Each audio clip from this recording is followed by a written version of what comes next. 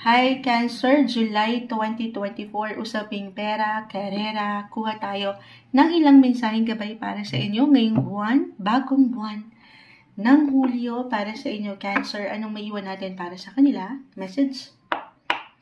Mensaheng gabay po para sa mga taong ito, Cancer, July 2024, about pera, trabaho. Ano pong advice ang ating maiwan para sa mga taong ito? Sa taong nakikinig ngayon, Cancer, July 2024. Ayan na. Ay, ang dami. Ang dami. Add pa ako dito. Ang dami. Pero, ayan. Kasi meron nang nakabukas. Dalawa yung nakabukas. Nag-add pa tayo ng isa. I know, hindi ko na ipapakita ang pag-shuffle. Pero wag po kayo mag-alala.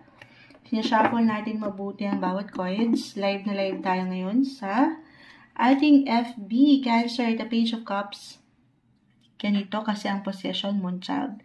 Page of Cups, Six of Cups, at ito, hindi kailangan laliman, katakutan, meron lang po itong kalakip na mensahe, the Death card. Okay, so, may ilang changes, transformation, transitions, para sa inyo. Usaping pera, trabaho, for some of you, maybe this is a sign na merong ilang pagbabago talaga, na pwedeng kaharapin sa work. Okay, gaano man kabongga yan or kaliit na changes, pero asahan na mayroong ilang pagbabago. More on the positive side. I-claim natin ito, na more on the brighter side of life ito na changes ang parating. Kasi Page of Cups.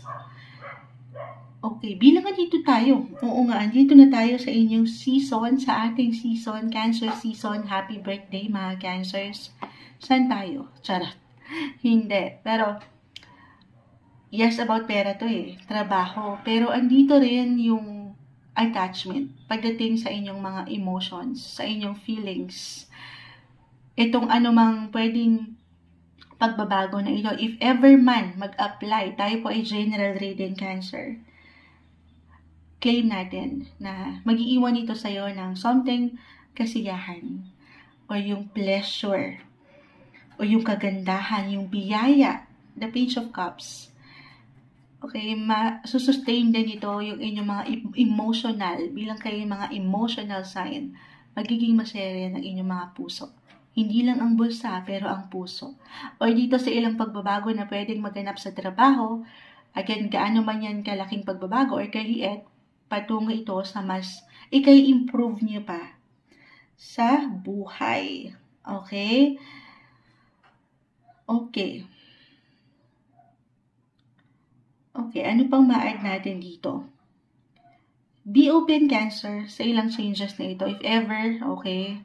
Well, nothing is yet set in stone. Patuloy naman na talaga na mayroong changes sa buhay natin. Sa bawat hakbang, sa bawat ginagawa, proseso, patuloy na mayroong pagbabago. Pero ulitin ko na mayroong progreso. Gaano man minsan parang hindi mo ito totally nararamdaman. Okay? Pero I feel work-wise and also pagdating sa family, friendship, andito lahat. Page, Six of Cups. May pagka-busy. Okay? Parang kasi merong celebration sa trabaho. Meron kayo i-celebrate sa pamilya dahil nga andito kayo sa inyong mga birthday season. I-allow mo rin ang iyong sarili, Cancer, to enjoy.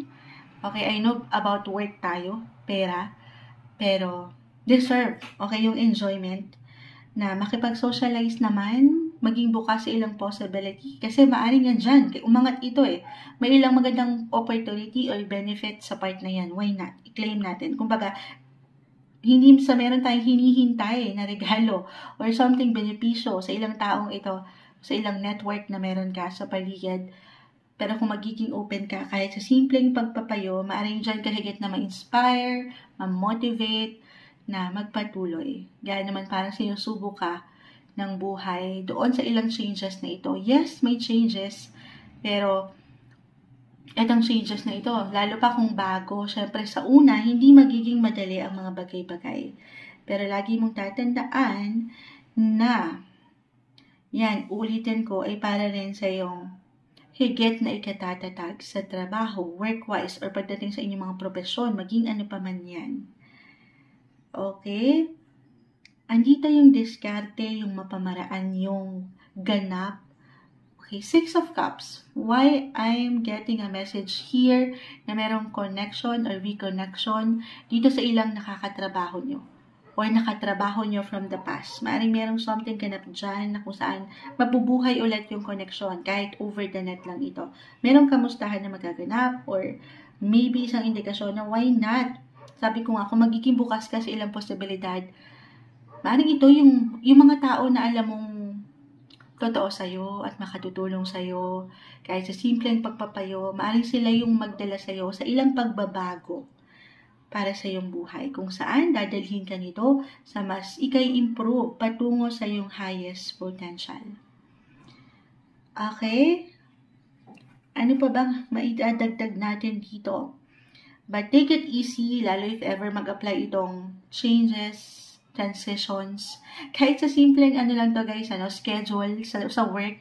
Minsan ang hirap nung ganun, di ba? Parang gugulatin ka na lang. Ay, iba na yung schedule mo. Panggabi ka na ngayon. Parang si Moonshot, madalas panggabi. Hindi. Pero, stay flexible and adaptable sa kung ano mang pwedeng iba to sa'yo ng universe this time. It's okay to pause. Maybe isang indikasyon na rin ito to slow down dahil meron tayong patuloy na biyaya, blessing of work na nakikita. Meron at merong progress guys, gumagalaw kayo.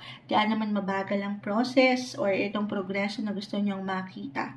It's okay to pause, to slow down, connect dito sa ilang taong ating napupuna, nakikita sa baraha, kaibigan, workmates, teammates, your family sector.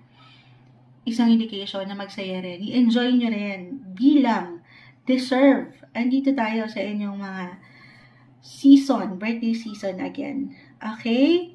Mag-celebrate. Celebrate love and life this month, July 2024. Para sa inyo, Cancer.